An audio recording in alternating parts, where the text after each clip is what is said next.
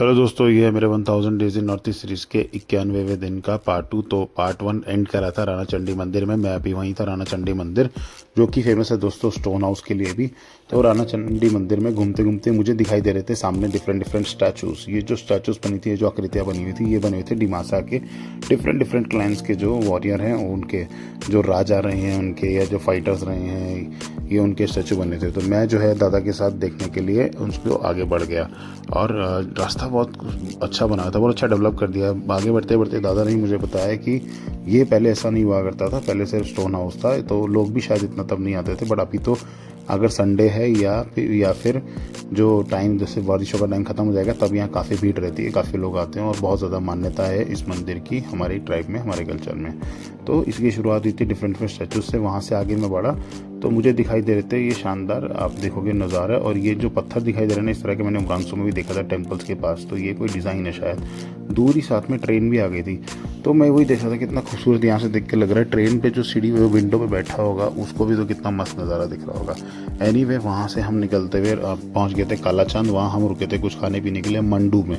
Mandu एक Dimasa cuisine restaurant है, और लोकेशन तो क्या टॉप लेवल लोकेशन है यार, अल्टीमेट लोकेशन है। जब वहाँ पे पहुँचा तो दिखाई दिया कि भाई बढ़िया सा जो है बना हुआ है, और ये नीचे जिस तरह से पहाड़ उतर रहा है, इसी को इन्होंने डेवलप कर दिया है।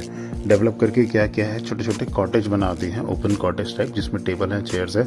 आप वहाँ जा सकते हैं, वहाँ बैठ सकते हैं। वो एक तरह से टेबल्स है, टेबल नंबर 1, टेबल नंबर 2, इस तरह से। तो आपको जो ऑर्डर देना है वो ऑर्डर दे के जाइए, वहाँ बैठिए। वहाँ पे पहुँचने पे आपको सब कुछ मिलता है।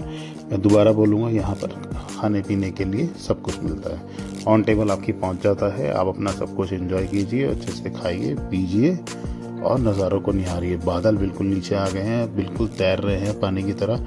स्वर्ग में होने का एहसास ही आपको पूरा पूरा कराएगा। स्वर्ग क्या है दोस्तों, स्वर्ग बादलों के ऊपर ही तो है। तो बादल के ऊपर तो आप यहाँ ऑलरेडी बैठे हैं। साथ ही अगर आप देखोगे ना, तो सिर्फ इंसान ही नहीं, मुर्गे भी मज़ा ले रहे थे व्यूज़ का। एनीवे लेने दो कुछ दिन बाद, उसके बाद इनके मज़े यही लोग लेंगे पेट में ले जाकर। तो शाम हो चुकी थी। अच्छा वक्त हमने वहाँ बिताया, करीब 2-3 घंटे हमने वहाँ बिताया। उसके बाद हम निकल पड़े थे वापस हाफलॉन्ग के लिए। रास्ते में रात हो गई थी, टाइम ज़्यादा नहीं हुआ था, 5 सवा 5 ही था, बट रात हो गई थी। नॉर्थ ईस्ट में जो है अंधेरा जल्दी हो जाता है और उजाला भी जल्दी होता है।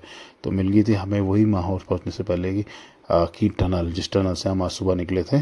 तो ये टनल पड़ती है दोस्तों हाफलॉन्ग से, जब हम माहौर जाते हैं रास्ते में, या जब वहाँ से वापस जाते हैं, तो इस तरह से मायबांग, सॉरी नॉट माहौर, मायबांग।